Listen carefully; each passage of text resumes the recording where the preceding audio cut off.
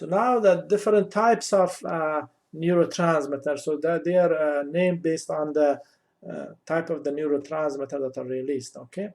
So the synapses are based on type of neurotransmitters.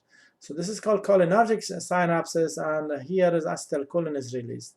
And they are located in the central nervous system, in the connection between the two neurons in the peripheral nervous system, connection between a nerve and a skeletal muscle, and also in the parasympathetic section of the autonomic nervous system. There is also some part of the sympathetic nervous system that have cholinergic synapses, just a few, not a lot.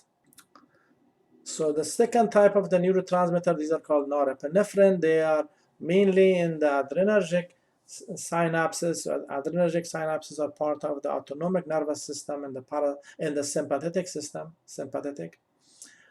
They are important for attention and focus, consciousness, and waking up.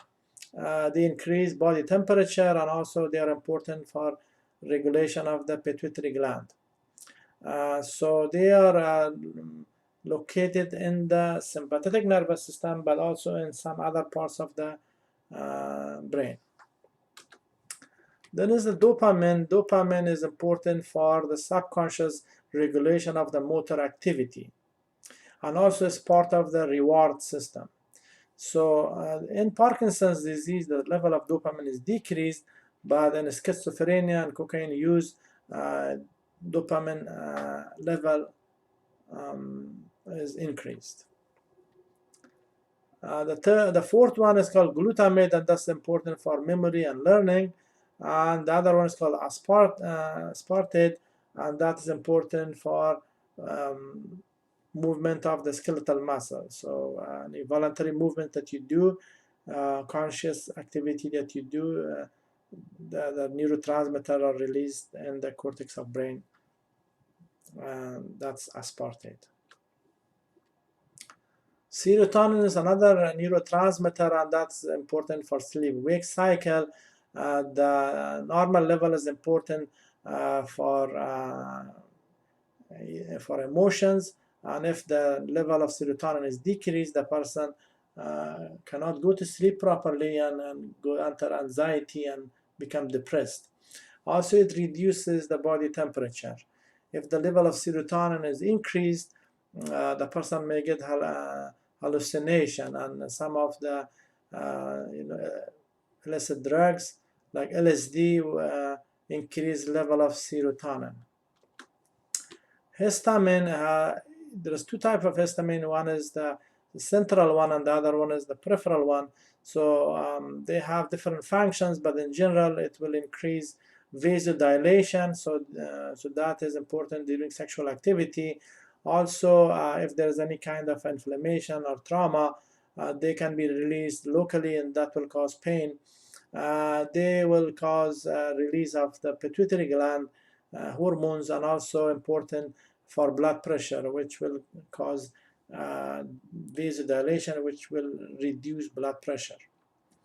And GABA has an inhibitory function. It's one of the main inhibitory neurotransmitters.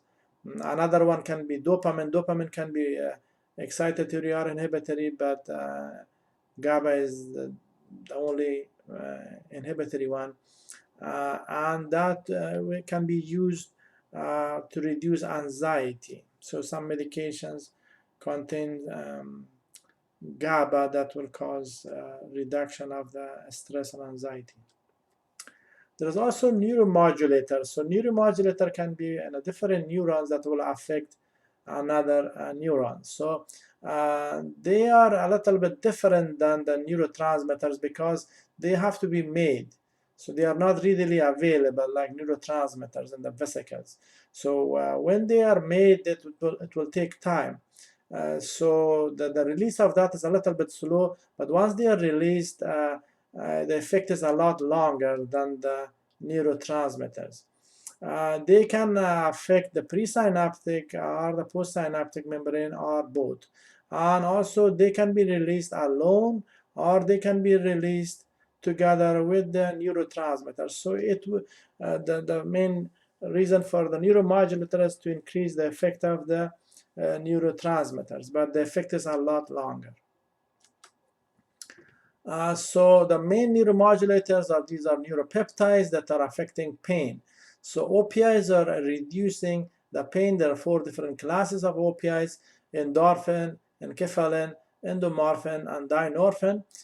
So they reduce the pain. So they are actually produced inside the body to deal with pain. And if there is any kind of pleasure, also they are released. For example, laughter, that will cause release of these opioids, and then you feel less pain. Substance PCE is opposite of that. So they are released in the area that are damaged due to any kind of inflammation or trauma or infection, and that will stimulate the nerve ending, and that information is sent to the brain, and that's how you feel the pain. So it's just opposite of opioids.